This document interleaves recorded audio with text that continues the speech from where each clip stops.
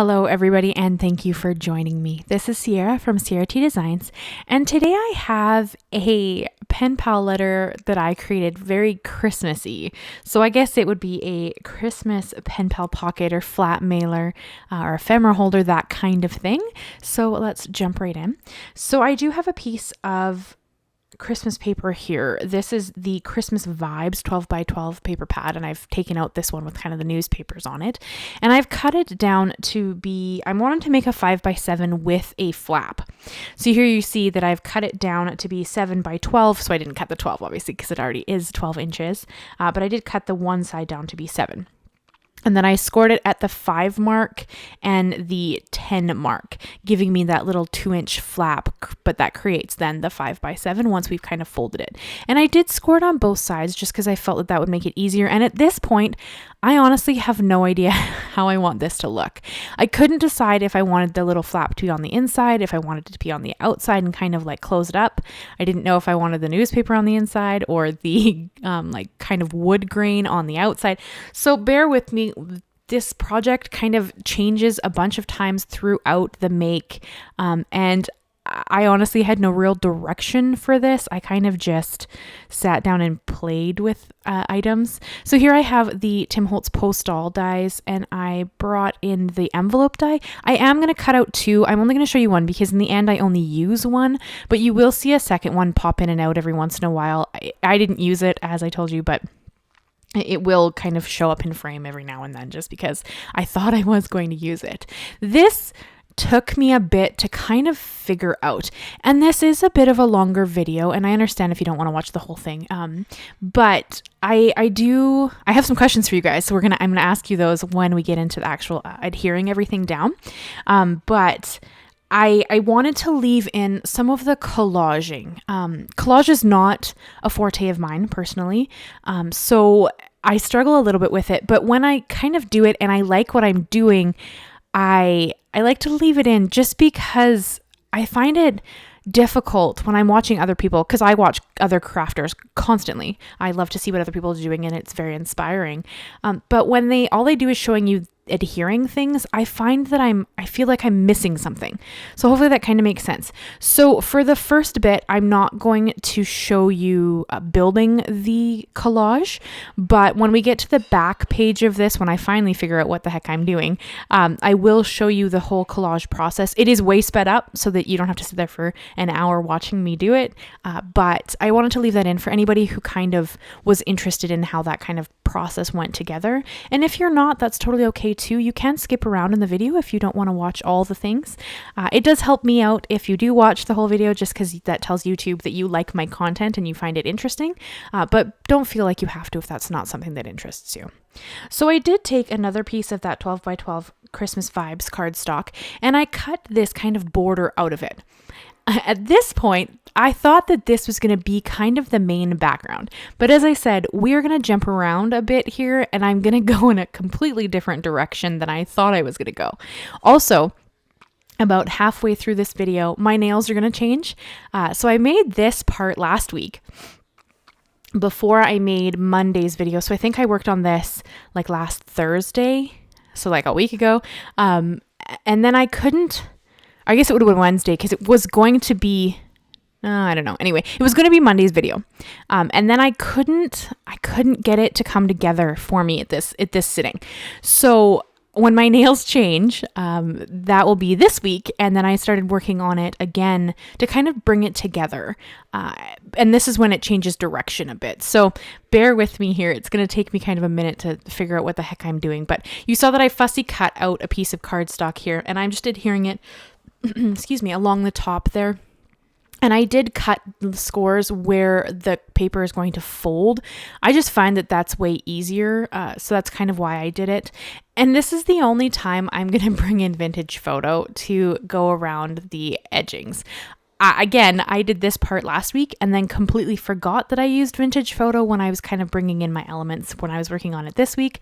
So on this one, I am adding that kind of vintage look with the Vintage Photo, but this is the only time I do it. other than I fussy cut out some images to go on the back, but I'm not going to keep that part in so that you guys don't need to really see me cutting things. So I did try to cut this down as much as I could. I guess I could have cut out a few more things, but I'm always worried that there's going to be something in there that somebody really wants to see and I've cut it out, and then you're kind of sitting there like, well, but how did you do that?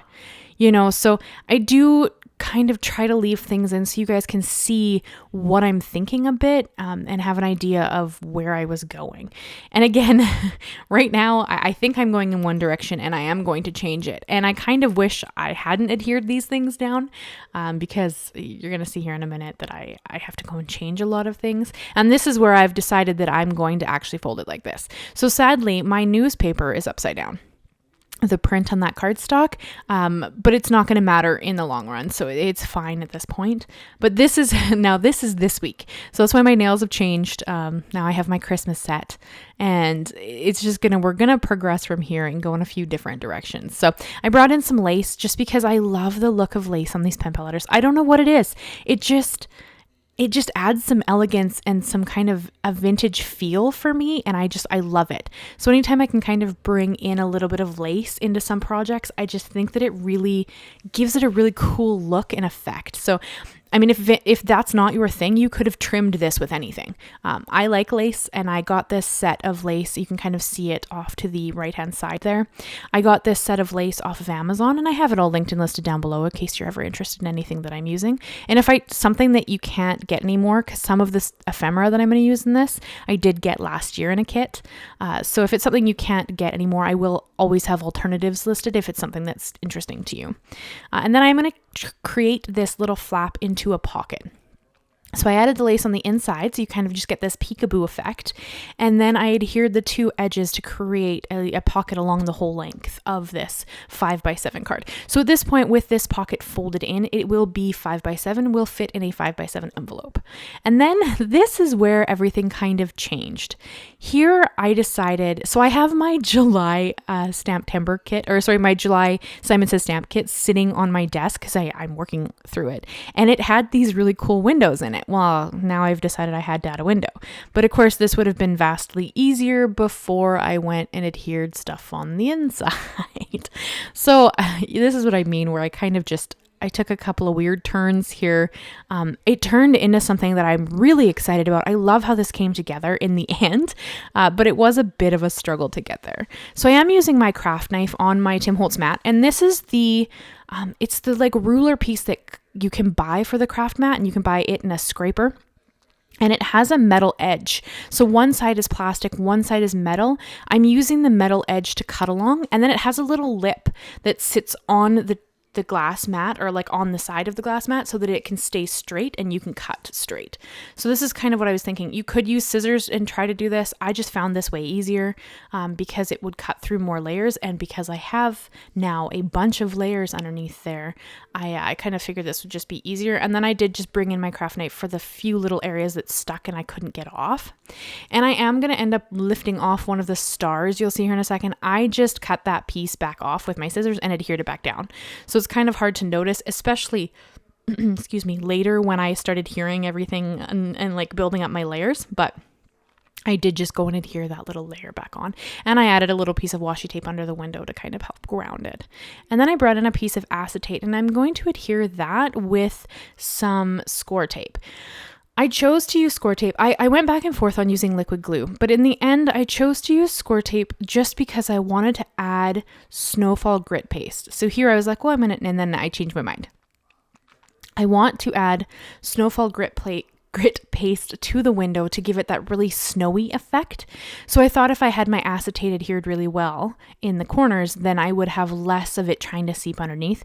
Now, I'm not sure if it honestly would have mattered. I've never done this technique before, and the paste is pretty good at staying where you put it. So this was probably not necessary. I probably could have used glue, but this also stops any glue from seeping around the acetate as well, so then I don't have to worry about like the glue marks on the window. But again, if you got some, it really wouldn't matter in this because we're going to add grit paste to it. So I mean, that would kind of cover it up. And that's also why I'm not really concerned about some elements that stick outside, because you're going to see when I start bringing in all the ephemera that there will be pieces that kind of hang over the window. It's not going to matter because we're going to add that Snowfall grit paste and you're not going to be able to see those pieces anyways. So, I mean, this, as I said, this whole thing was just me floundering around a lot throughout multiple pieces of this. So bear with me as I create this because we will go in a couple of weird directions before we kind of get there. But I think that it turned out pretty cool. So here I'm kind of just going to start adhering down the layers. I have predominantly 2 ephemera packs here. I have the Tim Holtz thrift shop ephemera pack, and you're going to see random pieces from that. And then most of the pieces are from the Simple Stories Rustic Christmas ephemera pack. I got it in a kit last year from Simon, so I have a lot of pieces left, and I thought that it really fit this cardstock well. So I'm just going to adhere multiple different pieces. I've built my collages, and I'm not really going to show that. As I said, I do keep it in for the back, so if that's something that interests you, you can go and check that part out. But this video is sped up, all of it. Just I left in some things because I thought that they would be helpful for some people. And also, this is where I forgot that I had used Vintage Photo to kind of add that more vintage effect to the ephemera stuff. So I'm not going to do that again. It's not a big deal. I don't think you can notice it too tremendously, but just so you know why I did it in the beginning and then forgot to do it later. So then I kind of just kept bringing in different elements that I thought would fit really well. I wanted some pops of red because there are some red in the cardstock. It's just very difficult to see. And I thought with Christmas, red would be kind of like your go-to color, red, green. And then I kind of have some brown, some gray going on in there. So I thought that kind of turned out really well. So I have a question for you guys. I've been thinking about this for a bit, and I was thinking, and I'd love to know your thoughts. That's why I'm asking.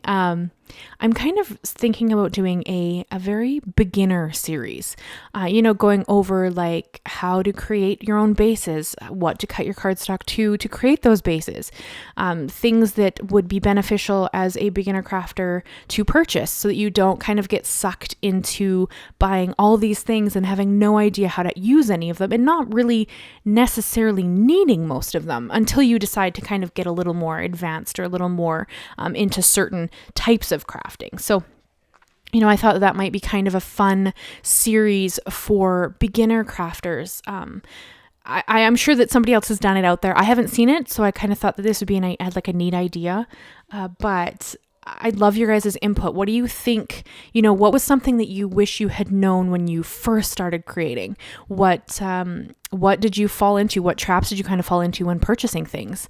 That kind of stuff. And what do you feel like was your best purchase? Because I'd love to know that. I think that I'm pretty big into cardstock, so I have a thing with the certain weight cardstocks and whatnot, but I think it'd be kind of cool to do a full series, and they could be smaller videos. They don't need to be super long or anything, but, maybe the first video is like things that you can purchase as a beginner crafter. So you don't waste your money on things that you don't really need to start. Like you only need, one type of adhesive, even though there's like 50 out there, and you only really need, maybe one stamp set that's got some sentiments. And if you're into coloring, one stamp set to color, or, that kind of stuff. Or if you think you're going to get into dyes, like having maybe a small die cutting machine, like that kind of stuff. So I'd love your guys' feedback on that kind of thought. And if you think that it would be helpful to somebody who's kind of just starting out and maybe needs a little more direction and a little, so they don't waste their money on things that you don't really need to purchase until you're a little more into the crafting. So, and then because I have to bring in shiny things, I did cut these slivers of cardstock. This is that white glitter pixie dust cardstock by Fawn, and I'm just going to adhere this kind of in random areas around my card. I'm only going to show you, or my pen pal pocket, I'm only going to show you the front of this because I think you get the idea, but I kind of just brought it in random areas all over the card, you know what I mean? It's a pen pal pocket, but I'm going to call it a card because that's what I make predominantly. But I'm going to just adhere that in a couple of different areas to add a little shimmer and shine, and it kind of finishes it off a little bit too. And it just adds another fun element. I also, at the end, while I was waiting for the Snowfall grit paste to dry, brought in some Tim Holtz Christmas rub-ons. And I didn't show that. I don't know if you guys really care to see it, but I didn't record it because this video was already getting a bit long. So I didn't want to have it be even longer, because I know some people, I mean, they say that the average person only wants to watch about a 10-minute video. So I don't want to bore you guys if you don't find this interesting, but I did want to kind of give you a look at. So this is the collage that I am going to walk you through as I kind of do it. So the pieces that I have, the red cups and the little stuff that I've been hearing here first, the first layers, those were cut out of the pattern paper. I fussy cut those out because I wanted these elements somewhere on the card design. And originally I thought they were going to go on the front, but I changed my mind and I go a bunch of different directions. So I randomly pulled out a bunch of elements and I kind of just have them sitting above what I'm kind of working on here. And I have, you know, like some poinsettias, some branches, the cups and stuff that I really wanted to use, and then some random like tickets and random stuff like that. So it's really just random pieces I thought kind of looked nice together. I do find that I end up feeling out a lot of my crafting, and I know that's not really helpful, because how would you know how it feels for me? But it's difficult because a lot of the time I kind of just place things, and if it feels like it's right to me, then I adhere it. And if something looks off or it doesn't quite look the way I want it to be, then I'll change things up and keep playing. So you're gonna kind of see me go through a few different things here as I work through the design, and I'm gonna bring things in and take things out, and kind of play around with the idea as I work through it. So when I stuck the largest element, which was kind of that cocoa pot or a teapot or whatever you want to call it, I only adhered it in the center because I wanted to be able to tuck elements behind it, because I knew I wanted to bring in these poinsettias. So knowing that, I really wanted to have that space to kind of put those elements behind that to give you more depth and dimension in this collage. And then I also brought in some elements that tie into the paper that we have on the base as well. Like there was pine branches and like cinnamon sticks and that kind of thing. So I'm kind of just playing with elements. And here you can see like I am just randomly putting them where I think that they're going to look good. And I kind of go back and forth. I did use a strip of the glitter cardstock as my base to ground my images. I like to ground things. I find that it makes them look better to me. Obviously, this is all in my own opinion. But I do find that if I can ground my images, they end up looking better. So it doesn't just look like the cups and the teapot are floating in space. It looks like they're sitting on that beautiful piece of glittered cardstock. So I hope that kind of makes sense. And then I always like to layer my stuff. So there's some stuff that goes in the behind, some stuff comes up forward. So you saw that I put that very large poinsettia behind the teapot, and then I put the small poinsettia in front of it, kind of giving you that depth and dimension throughout the pieces. And then like the pine branches go behind the large poinsettia. So hopefully you can kind of see the idea here, and it kind of makes sense. This red poinsettia I brought in right there, I didn't think I was going to use it, but in the end, I am going to use it. I'm just going to put it somewhere else because I wanted a little more red somewhere else on this kind of design. So really, it's kind of playing with pieces and seeing what looks good. And it does take practice. By no means am I like a collage guru or, a professional collager. There are people out there who create these phenomenal collages with layers and beads and all this cool stuff. And I'm just in awe of those people because they are stunning. And, I kind of dabble in collage more than anything. And I kind of just like to play with it and just have fun and enjoy it. Because at the end of the day, this is meant to make one of my pen pals happy and know that I was thinking of them. So, there's no wrong way to go about it. And then I did pick out some random ephemera pieces that I could add in this little envelope. You could, of course, put a note or anything else you want to put in there. But I chose to just stuff it with some of these cool little ephemera pieces that my pen pal could enjoy. And then some little stamps that also kind of were ephemera pieces because I thought that they were really pretty. And then I'm going to show you here in 1 second because I couldn't resist. I create my own pen pal papers. So this one is the one I designed to go with this. So I'm just going to fold it and make sure that it will fit with some extra ephemera pieces that I'm going to put in. I am going to fold it into like quarters just because I know that would fit in an A2 because it's a standard size piece of cardstock. So I knew that would fit perfectly in my 5x7. So it's kind of my thought, but I wanted to make sure it would fit before I kind of put more stuff in there. And then here's where I'm going to bring in that grit paste. This is the Snowfall grit paste. So it does already have rock candy glitter in it. And it is translucent. However, if you put it on thick, which I'm going to do in the corners, it isn't translucent. It's like, it gets more opaque that way, but it's still like if you feather it out, it's translucent. I don't know how to explain it. Pastes are not my forte. Again, they're not something that I use tremendously often, but I love how this looks. I think that it added just such a cool wintry feel to this pen pal pocket, and I'm in love with it. So, and I really wanted to try this out and just kind of give it that look. So I use my palette knife. You could use your finger, you could use, a brush, whatever. I use my palette knife because I thought it would be easier to kind of get it in the corners. And then because you guys know I love shimmer and shine, I did bring in a little more of that rock candy glitter, and I just sprinkled a very small amount of it above each area that I had put the rock candy or the Snowfall grit paste. And then I'm going to tap it off over my garbage can. You could do it over something else, but I put so little on it, I wasn't really concerned about saving the small amount that's going to fall.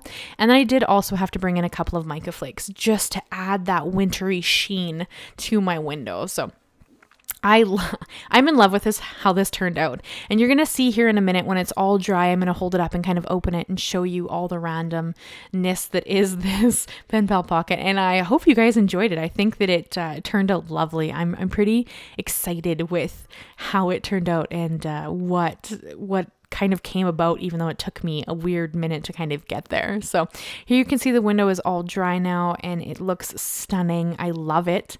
And then I'm going to kind of open this up and show you all the kind of random things that I did. So all the extra black pieces are the Tim Holtz rub-ons. Like, so you can see the holiday greetings in the top there, that like whoosh on the side where my fingernail is, especially delivery on the envelope. Those are all extra pieces from the rub-ons that Tim Holtz brought out with a Christmas version. So I kind of just added those in. I didn't record it because I thought that, this was long enough as it is. And rub-ons, I mean, you've seen me put them on before. It's not, too difficult, but if that is something you want to see, let me know and I can do that next time. And then here I'll just pull out all the stuff that kind of I've put in this so you can check out the back as well. So this is the video I have for you today. I hope you guys enjoyed it, and I hope that you like my content and you enjoy watching it, so this longer one isn't kind of a weird one for you. So leave me a like, leave me a comment, and consider subscribing if you haven't already. I do new videos every Monday and Thursday. Thank you so much, guys, and I will see you again very soon. Bye-bye for now.